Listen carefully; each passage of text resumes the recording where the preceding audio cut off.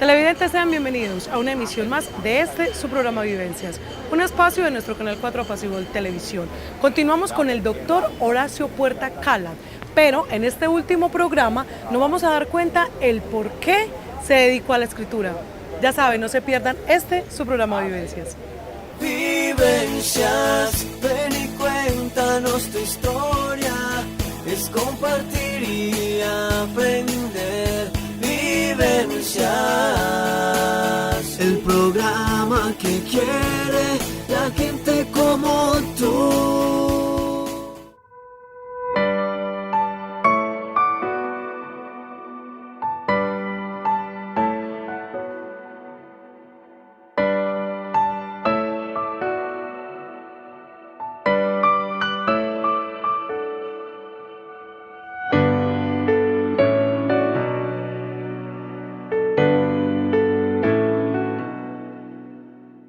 Doctor, cuéntenos un poquito como esa parte donde decide escribir para diferentes medios impresos.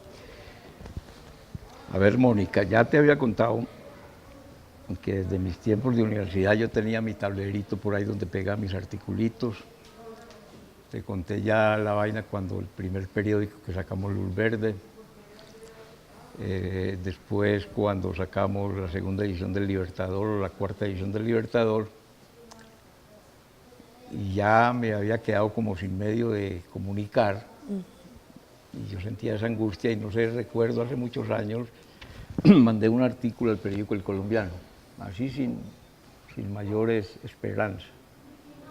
Y la sorpresa me la llevé que lo publicaron. Eso me estimuló. Claro.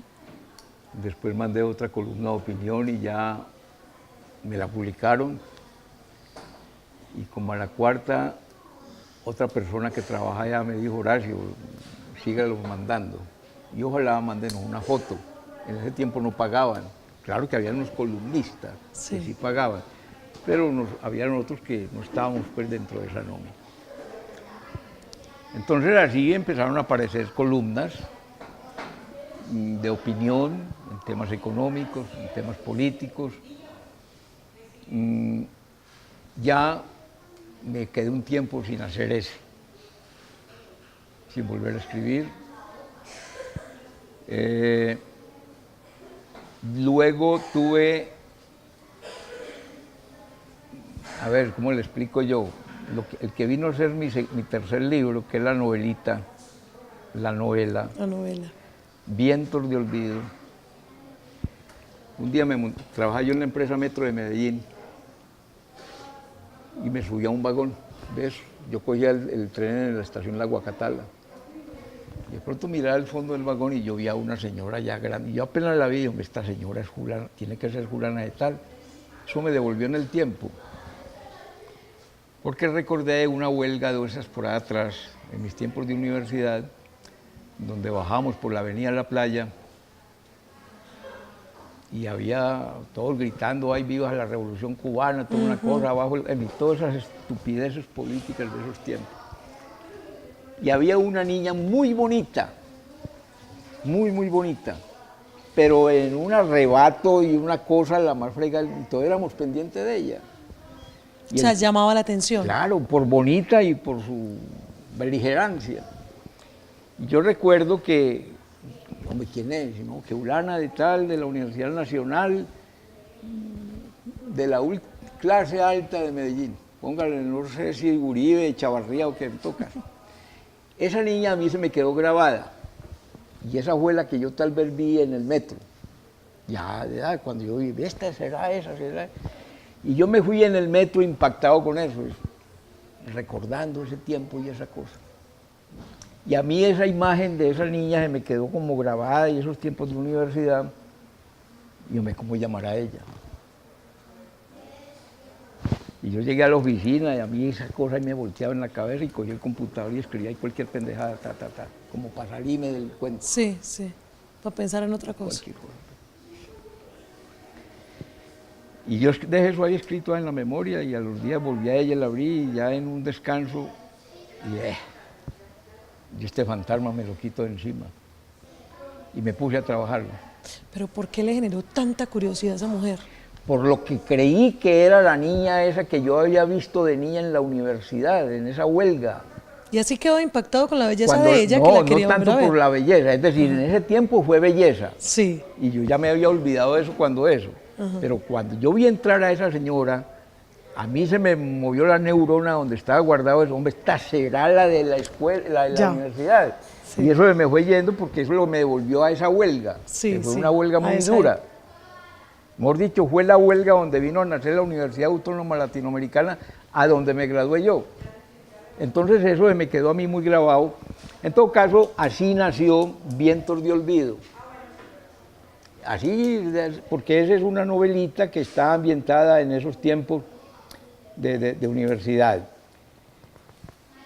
Pero el primer libro que yo escribí, que llama Páginas de Ayer, en ese libro lo que hice fue recoger parte de mis escritos en el periódico El Colombiano, algunas ponencias que presenté en mi vida profesional y unas cositas que tenía por ahí guardadas como cuadritos de cuentos, de narraciones y también unos pecados en verso, en décima, que también tiene otro antecedente ahí.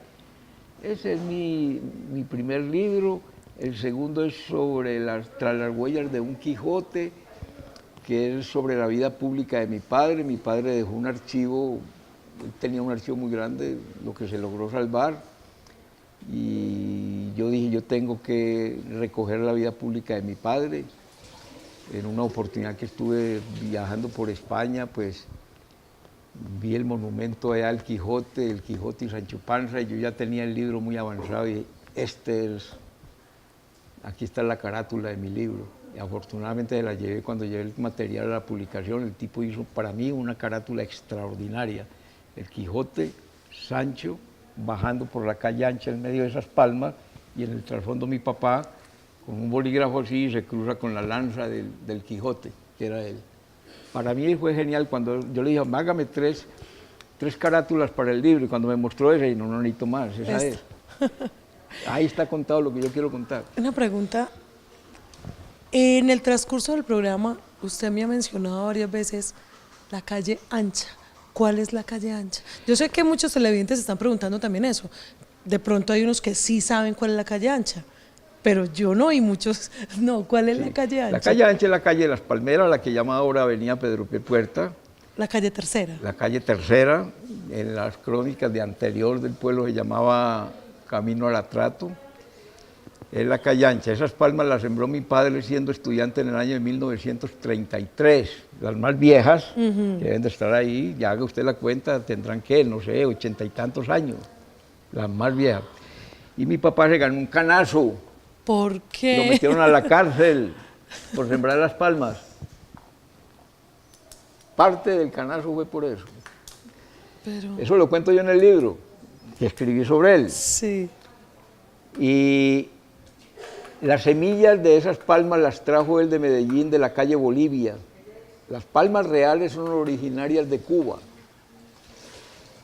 Llegan a Colombia por Buenaventura, Panamá, Buenaventura, y llegan a Medellín hacia principios del siglo XX. Mi padre está estudiando en Medellín, en el liceo de la Universidad de Antioquia, haciendo su bachillerato. Él no se llegó a graduar. Trajo las semillas, hizo un semillero en la Manuelita y empezó a sembrarlas por acá sin permiso de la alcaldía. Sin meterle política a la cosa, estaba recién llegado el Partido Liberal al poder y estaba el Partido Liberal mandando en Bolívar, y resulta de que él mandó una carta al Consejo pidiendo que le dieran un auxilio que en ese tiempo se daba para que los muchachos, algunos pudieran ir a estudiar afuera. Mi papá tenía deseos, para mí una curiosidad, y no sabía por dónde le venía la vena, y que estudiar medicina en Chile. Bueno, eso lo supe cuando él me dijo, ¿usted es médico? Yo no lo veo, pero en fin, él se veía. Y a él le contestaron como mal del consejo, no le contestaron, y entonces él escribió una carta y sacó en cara las palmas y una cosa y la otra, y para la cárcel 30 días. Ay. Y llegó a la cárcel y encontró eso allá hecho un desastre, de desaseo y una cosa y la otra. Sí. Y mandó ya una carta, eso está publicado en el libro, pidiéndole al alcalde, al que fuera, que por favor le mandara cal, escobas, palustre, lo que fuera, que él iba a arreglar esa cárcel. pero que no era digno de que, en fin. En todo caso, él sembró Las Palmas. Sí, Él también sembró el primer samán aquí de la plaza. en el parque. Ah. Uno que aquí es más largo. Tiene la edad mía y no lo ha sembrado pues porque yo nací en el 42. Pero en el 42, siendo él el concejal, el consejo aprobó allá una junta, no sé qué, de arborización o de cuestiones cívicas, y entonces hicieron un acto cívico. Todos los de esa junta que nombraron, sembraron ese samán y de ahí salieron todos. La primera semilla de ese samán la trajeron de un municipio del Valle, se me escapa el nombre, del Cauca, y una familia Uribe la sembró en el Alto del Oso, que tengo entendido queda por allí, viendo como para Betania, de Santander de Quilichao. Fue traída la semilla. Esa semilla la trajo esa familia Uribe. Y la semilla, ese arbolito que sembraron ahí, que es el que está ahí, lo trajeron de allá. Y ahí empezaron a surgir pues todo eso, que es prácticamente un ícono en la plaza. Esta es la sala de nosotros, la sala. A esa sala le falta la porcelana. Ya que le dije porcelana, le voy a tener que contar. Sí, total. Yo fui concejal en este municipio 2 veces, casi que por accidente. Yo no estaba buscando eso, pero esa es otra historia. Sí. Y la primera vez que, en el año 91, para que vayan haciendo la cuenta de lo que les voy a contar, yo presenté un proyecto de acuerdo para erigir un monumento a Simón Bolívar. ¿Usted ha visto el monumento aquí? El monumento a Bolívar, ¿usted lo conoce, el de aquí, a Simón Bolívar? ¿Usted lo ha visto? ¿Y qué pasó? ¿Usted lo ha visto? No. Pues aquí se ven, ahí junto del atrio. No, ¿usted ha visto el monumento a Bolívar? No. Aquí. ¿No lo conoce? No, y si no lo conoce, mejor que no lo conozca. Nadie en este pueblo se indigna, pero nadie, y lo he escrito en El Colombiano y llego mucho, nadie se indigna en este pueblo, que lleves que el nombre de Ciudad Bolívar, que tenga esa cosa que tiene ahí, le digo cosa. Era mucho más digno el monumento que se hizo en 1950 que lo tumbaron. En el artículo que yo escribí en El Colombiano, en la revista Mirador del Suroeste, publico una foto donde está Bolívar, en vez de tener una espada, tiene menos de media espada, y eso parece un atracador con una puñaleta en la mano. Nadie en este pueblo se ha indignado por eso y se llama Bolívar. Bueno, el hecho es que yo escribí me macié un trabajo de historia y pude descubrir, a mi gran sorpresa, que Bolívar lo que amaban eran las mulas. Y viajó por mula. No es posible viajar de Caracas a La Paz montado en un caballo trochador, el más elegante y bonito del mundo. Era el mula, los caminos lo demandaban. Y hay cualquier cantidad de cartas, testimonios de Bolívar. Y dijo, voy a hacer un monumento, voy a presentar un proyecto de acuerdo para hacer un gran monumento a Bolívar montado en una mula y vestido de paisano. Me lo macié el proyecto. Lo mandé a la Academia Colombiana de Historia. Germán Arciniega, su presidente, es uno de los grandes historiadores de Colombia. Le encantó. Le dijo, háganlo con una sola condición, que sea bueno. Y cuando dijo, háganlo y sea bueno, me fui a buscar al maestro Rodrigo Arenas Betancur a su taller en Caldas. Le llevé una carta. Le llevé la carta de Germán Arciniega. Le dije, esta es la idea. Me dijo, va a leer la carta. Estoy desocupando mi taller porque creo que no vuelvo a hacer esculturas. Leyó la carta, nunca me la contestó, después supe que le había encantado el proyecto. Concluyo. El acuerdo está aprobado desde 1991, son 27 años para mal decir. Nadie se ha preocupado de ejecutar eso. Y ahí sigue esa cosa que no es un Bolívar, sino un muñeco, lo que está ahí puesto, y aquí nadie se indigna por eso. He preguntado, me han dicho que van a remodelar la plaza del parque. He preguntado qué van a hacer, con qué lo van a amoblar, qué equipamiento le van a dar. Nadie me da razón si van a poner ese mismo muñeco o van a hacer una cosa más digna. Pereira tiene un monumento a Bolívar único, que es el Bolívar del Nudo de Pereira. Y eso se va... Todo el que va a Pereira tiene que ir a conocer ese monumento. Esa es la porcelana de allá. Aquí no hay porcelana. Tenemos una belleza de parque, unos amanes hermosos, pero le falta esa porcelana. El día que Bolívar como municipio, haga un monumento, digo yo, en las características que lo planteo, que tiene toda la justificación histórica, eso se vuelve un referente turístico. Aquí turistas vienen porque me lo dicen Horacio, yo iba a tu pueblo, pues sí, un parque muy bonito, pero ¿qué más? ¿Qué más? A ver, dígame, ¿qué más? No hay más, no hay más, no hay más. Pero póngame usted un monumento de esos, como ocurre con el de Bolívar, en Pereira, y en muchas ciudades del mundo que mucha gente va a un país y va a un parque y va a verlo esto y aquello y lo demás allá. Porque hay un referente histórico y artístico, ese es uno. Nadie me da razón de si van a hacer ese monumento ahora que lo van a remodelar o no. Ahí le dejo esa inquietud, si es que la ve, para que le haga candela a eso. Pero no hay, a mí me indigna eso, palabra. Yo escribí 2 artículos en El Colombiano hace mucho tiempo, pero aquí nadie se da cuenta de eso. ¿Cómo es posible ¿Qué cosa? que esto se llame Ciudad Bolívar y tengan ese esperpento que tienen ahí? Usted vaya a cualquier municipio de Colombia y usted encuentra, le aseguro, un monumento más digno y así llámese como se llama el municipio. Pero y que Bolívar, que tan orgullosos. Y esto y lo más allá, pues que sacando pecho de no sé qué. Espero que no me van a quitar la ciudadanía de Bolívar por decir esto. No, para nada. No. Usted me defiende si me van a sacar de aquí y me dicen, quede usted expulsado. No, yo lo defiendo. Pero bueno, cuéntenos, síguenos contando también esa parte de escritor, como ¿qué escritores lo han inspirado? A ver, mi tradición de literatura o lectura, como te he dicho, ha sido muy desordenada porque te digo, desde mis principios de escuela yo nunca tuve orientación de nada en ese sentido. Ha sido más por inspiración, por vocación. Tal vez de los primeros libros que yo leí por ahí, de Stefan Zweig. La prosa de Stefan Zweig era una prosa extraordinaria porque tiene en lo que a mí me gusta, que es la historia. Yo creo que uno de los libros que más me impactó fue la obra de él, Fouché. Ese personaje de la Revolución Francesa, un personaje que siempre tuvo el poder en todos los estados por los que pasó la Revolución Francesa, antes, en y después. Y de esos personajes históricos que estuvieron en ese escenario en ese momento, todos en su gran mayoría, empezando por Napoleón, murieron mal. Unos guillotinados, la gran mayoría de ellos, otros como Napoleón expulsado en la isla de Santa Elena.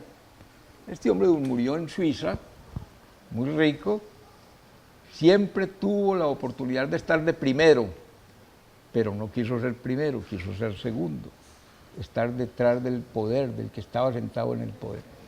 Ese es un libro que me inspiró mucho por su prosa, por su contenido histórico. Ese libro creo que haberlo leído 3 veces. Leí otro libro que también me impactó mucho, y hay gente, y respeto todo eso, 100 años de soledad, yo no sé cuántas veces lo he leído, por ahí 3, 4 veces. 100 años de soledad. Hay gente que no le gusta. Hay un libro que lo meto por ahí en mis charlas, en estos temas, que se llama Ulises, de Joyce. Por ahí tengo un cuentecito en el libro que estoy preparando, que es tengo una narracioncita por ahí cortas, cuentos cortos. Tengo una narración sobre ese libro.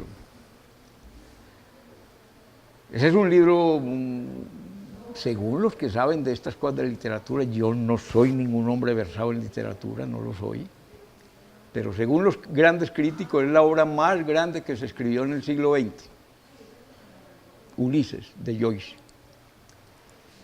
Yo busqué mucho ese libro y hace por ahí unos 6 o 7 años me lo encontré, porque es un mamotreto. Lo vi, me voy para unas vacaciones, estaba recién salido de mi vida profesional y me lo llevé para una finca y yo empiezo a meter el diente a eso. Ay, ¿qué es esto? ¿Qué es esto? ¿Pero qué es esto? Es un libro que tiene de entrada un prólogo el más grande del mundo, que el mero hecho de leer el prólogo ya se asusta uno, se asusta.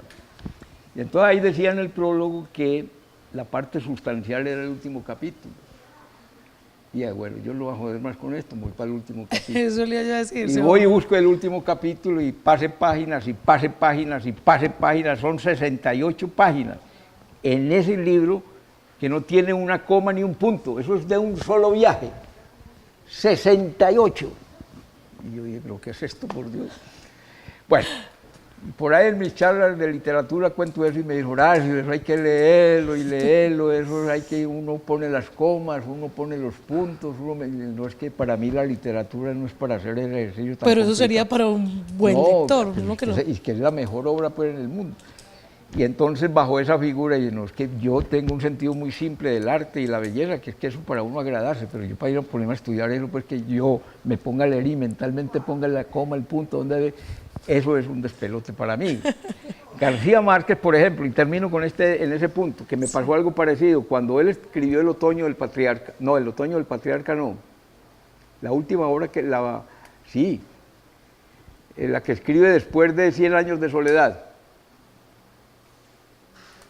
que es sobre el dictador de Rafael Leónidas Trujillo. Paso yo por la librería, veo el libro, lo compro, me lo llevo, me tiro allá en un silloncito a leer y empiezo también primera página y saque la mitad y paso la otra y entera y entera y entera y entera y ¿qué es esta locura? Se me metió en la cabeza que estaba mal escrito, que era un error de tipografía, yo todavía no había leído a Ulises. Pasé al otro día por la librería, hombre, qué pena, pero yo creo que este libro está mal editado. Y yo, ¿por qué? Pues que mira, hombre, esta página, ahí no tiene ni punto, ni coma, ni nada. Y me dijo, señor, qué pena, no es el primero que viene a decir eso, ya hay como 3, pero es que eso lo escribió así el maestro. Y no he dicho nada, ¿Y quién hasta luego. discute? ¿Quién discute? No, y no he podido tampoco meter el diente. No, mi lectura, como te digo, ha sido desordenada en ese campo. Por ejemplo, la poesía. Yo he leído poesía desde muy chiquito, nunca para aprendérmela. Nunca para recrearla, para vivirla. Me parece muy... La música, la poesía vieja, no la de ahora. Ajá. La poesía de ahora, pues, no sé, respetando todos los criterios, todo eso, para mí no es poesía. Y nunca me dio por escribir por ahí unas décimas de cuestiones de humor, más que todo por demostrarle a nuestro muy querido y desaparecido amigo Juan Grillín y a Zapachurro Rodrigo Restrepo, con los cuales tuve muchas tertulias de tragos y cosas de esas, para demostrarle que yo también era capaz de hacer una décima. Y entonces escribí unas décimas, las primeras muy malas según ellos, y ya las últimas me dijo Julio Martínez, estás muy bien, has aprendido. Ha mejorado. Y eso me animó. Y ya cuando me gradué, no escribo más de esto. Y las publiqué en el primer libro. ¿Qué hay que hacer para ser escritor? Lo primero es gustarle. Hay una condición, digo yo, y tal vez es diría que no es como, sí, es lo obvio.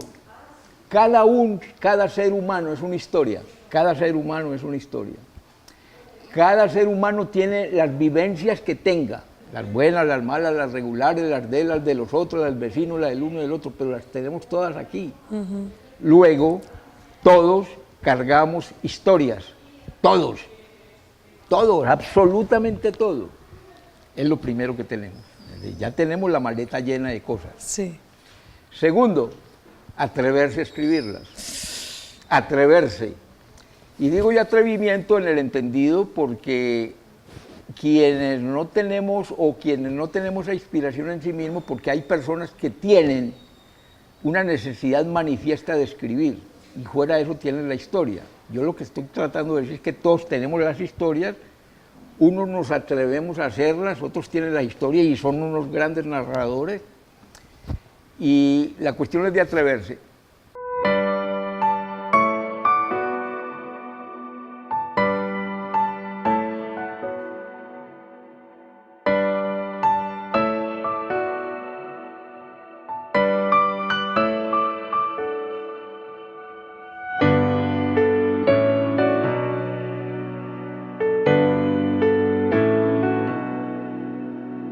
Yo me hago otra pregunta.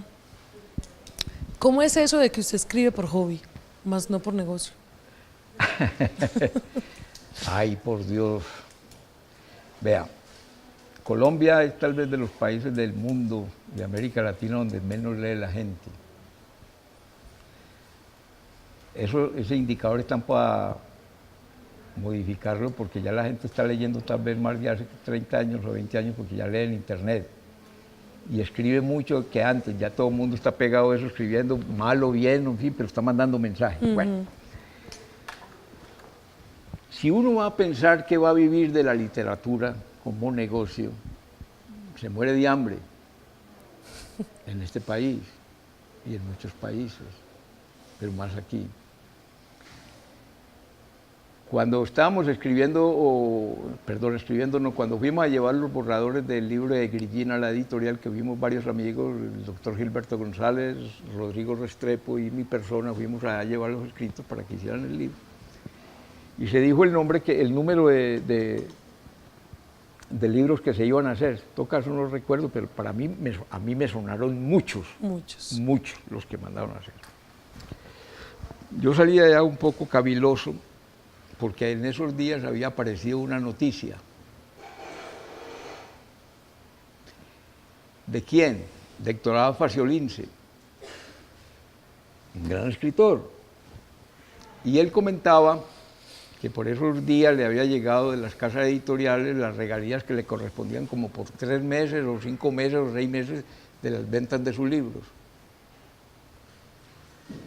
Y que aparte de su libro estrella, El olvido que seremos, que es sobre su padre, el doctor Héctor Abad, aparte de eso, por todo lo otro que había escrito, le había llegado como 120,000 pesos. Entonces, y estos señores que están pues allá en el Curubito, cuentan eso, ¿qué podrá hacer de un pobre mortal como este? Primero. Segundo, sí, yo me voy a poner a sacar un libro para llevarlo pues bajo esas condiciones. Le cuento esto, cuando saqué Vientos de Olvido, alguien me dijo, Horacio, está muy buena la novela, ¿por qué no la llevas? Para que te la pongan en vitrina, una cosa y la otra y la otra. Yo me dejé echar el cuento y me fui para la Librería Nacional, que es donde yo compro los libros, y dije, bebé, yo tengo esto, y vaya a tal parte. Llevé el libro, lo vieron, muy bien editado, leyeron ahí un pedazo, y hombre, sí, está como interesante, pero solo hay que mandarlo a Bogotá. Ay. Y le dije, ¿cómo así? Yo, si mándelo a Bogotá, de cuenta suya. Y si ya lo rechazan, lo tiene que traer usted de cuenta suya. Y está bien. ¿Y qué? A ver, ¿y cómo es la cuestión de plata? Y me dijo, usted pone el precio, el 50% para nosotros. Y le dije, el 50%, entonces yo hice las cuentas, le di la carrera, entonces a mí ¿qué me toca? Si que saco el costo, entonces, todos, y yo no. Entonces yo, hombre, esto ya era posible. Y me puse a averiguar y sí. Esas librerías, o al menos la Nacional, que es la primera en Colombia, pues me pasó eso. Otras tal vez cobran menos, pero parece ser que los escritores a la hora de la verdad son los que menos vienen a beneficiarse de su esfuerzo y se quedan los intermediarios, los señores de las librerías, las casas editoriales, una cosa. Entonces yo digo, hombre, yo no estoy por ser un gran escritor, yo estoy por darme gusto a mí mismo. Hay otros que gastan 1.000.000 de pesos, unos X pesos tirando voladores y pegándose 3 días de rasca, pues yo me gasto 2 pesos ahí más los que me dan los hijos y me doy el gusto y saco 50, 80 libros y los reparto a los amigos. Otros los he vendido, porque hay una cosita. Este libro, pues no pensé venderlo en un principio, es otro cuento pues que no lo quiero echar aquí, y entonces decidí venderlo. Ese es el cuento, no es porque yo esté buscando, es darme un gusto, es el gusto. Y con eso pues ni me voy a enriquecer ni me voy a empobrecer, pero así voy a seguir. Quijotada, que son bonitas. Sí. Vemos en un escrito, no sé, que nos llaman los argentinos del suroeste. Ay, huepucha. Cuéntanos un poquito de eso. Vean, está en el libro. Está en el libro, en el último capítulo, que ojalá cuando lo lean lo analicen. Vean, alguien me preguntaba, yo escribí un artículo sobre en la revista Mirador del Suroeste, no recuerdo en cuál. Puse así el título, los argentinos del suroeste, interrogante. Alguien me preguntó, hombre, Horacio, ¿sé dónde salió? Y le dije, hombre, voy a contar lo que yo sé. El doctor Octavio Calle, un hombre muy querido de aquí de Bolívar, él no es abogado, él es odontólogo, vivió en Chile, se casó en Chile, es un hombre que hizo política toda la vida, en fin, cualquier día vino en los tiempos de por atrás, antes de la Constitución del 91, a unas elecciones. Él venía siempre a las elecciones aquí, el Consejo y todo eso. Y un día, en esa época la política era de unas rivalidades muy duras, conversando con él en un grupo, él llegó un poco ahí como exaltado, y no, hombre, es que no, hacer política aquí es muy complicado, aquí se creen todos muy suficientes, aquí uno va a hablar de una cosa y lo miran por ahí como de lejos, como unos argentinos, una cosa y la otra, no polemizan, no le ponen, simplemente miran, y salen y se van. Primera vez que yo escuché esas expresiones, parecen unos argentinos, pero de eso no pasó de ahí. Es con el tiempo, yo no sé si es originado en eso o quién acuña la frase, que los de Bolívar somos los argentinos del suroeste. A mí eso me dio por pensarlo y ya le dije parte de lo de ahora o en las entrevistas anteriores que hemos tenido en estos días, y yo no encontraba, y lo sigo sin encontrar, me da pena decirlo, espero que no se molesten conmigo, y yo no encuentro de dónde podemos nosotros decir que somos orgullosos, ¿de qué? Ya le puse el ejemplo de Bolívar, ¿de qué? Y haciendo este trabajo de investigación me encontré que tenemos un pasadito que no es para eso, que no es para eso. Doctor Manuel Uribe Ángel, en la primera monografía que se escribió de Bolívar en el año 1885, dice dos cositas, que yo me puse a estudiar el tema. Que los habitantes de Bolívar de esa época, de finales del siglo XIX, eran las personas de Bolívar muy altivas,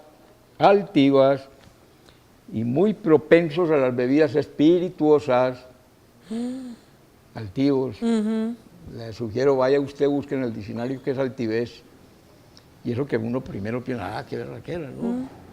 Pero cuando uno lee eso, las definiciones semánticas de lo que es altivez, y va y busca ya en textos de psicología qué es altivez, y no joda, esto no es tan bueno como yo estaba pensando que fuéramos altivos. Y entonces, no sé, hay un estudio, hay unas consideraciones que yo hago en ese último capítulo, y yo creo, no es la última palabra, pero yo quise arriesgarme a hacer un perfil de eso.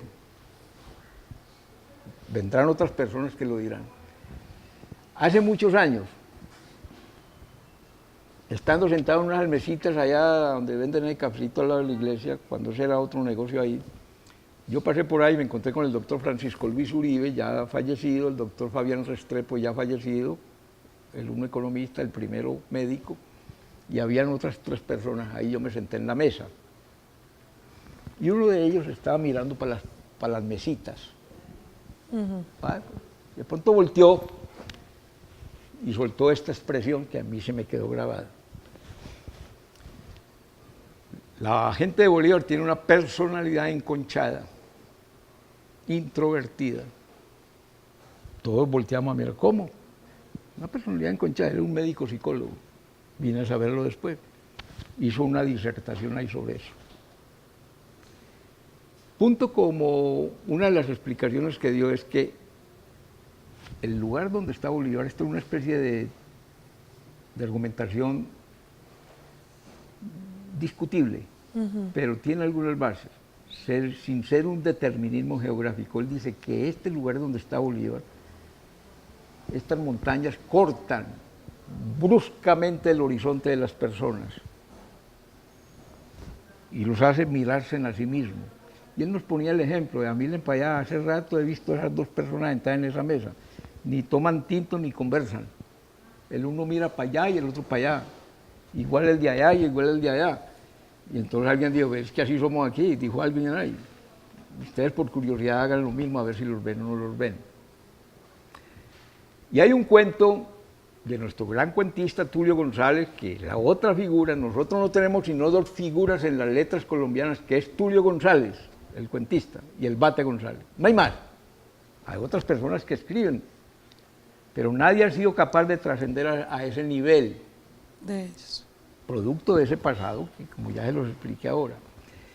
En el cuento de Tulio González, que llama De vuelta al yunque, ojalá lo lean, yo reproduzco una parte en el libro, hace exactamente el mismo análisis que hizo ese psicólogo ahí con 3 palabras. Él, en el pueblo que él narra ahí donde se realiza la historia que él cuenta, llama Naratupe, pero es la forma de encubrir a Bolívar. Y hace una narrativa en su prosa literaria que es muy bonita, lo que son estos contornos, este encuevamiento que tenemos aquí y cómo afecta eso la personalidad de los que vivimos aquí. Eso no es gratuito. El orgullo, ese tipo de vanidad, es más que todo para ocultar carencias. Dime de qué presumes y te diré de qué careces, dice la sabiduría popular. Cuando no se tiene nada, uno trata de aparentar tener. Eso puede que sea un diagnóstico muy duro, muy crudo, pero si no se conoce, es difícil llegar a donde se quiere llegar. Pero yo creo que eso es algo que no lo debiéramos de hacer, y aún así se hace. Es que eso no se conoce, ese pasado no se conoce. Ajá. Eso es lo que yo estoy tratando de que se lea, y es discutible. Es discutible. Yo me atrevo a hacer esos planteamientos así. Lo más seguro habrá gente que no le va a gustar, pero yo tengo los soportes ahí. Si hay otras cosas distintas, díganlas. Díganlas, sí. Sáquenlas. Pero yo lo que quiero es una polémica seria en ese campo, pero no somos los que creemos ser. No somos.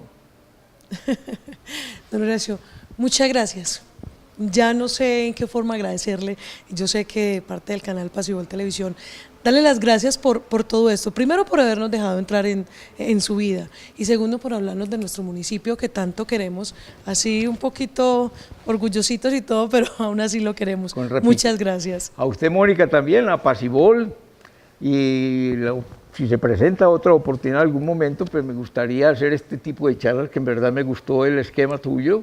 Muchas gracias. Metiendo el dedito por allí, el dedito por allá, y hay cositas, me pusiste a recordar cosas que si no me las preguntan así como con tanto compromiso, yo no las hubiera de pronto recordado. Muchas gracias, Mónica. Muchas gracias a usted.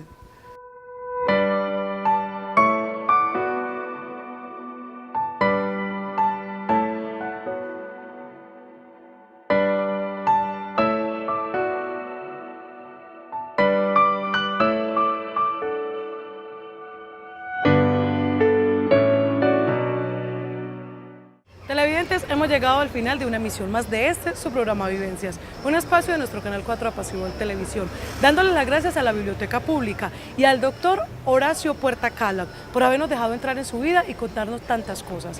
Pero ya saben, la invitación es para el próximo lunes a las 6 de la tarde por su canal 4.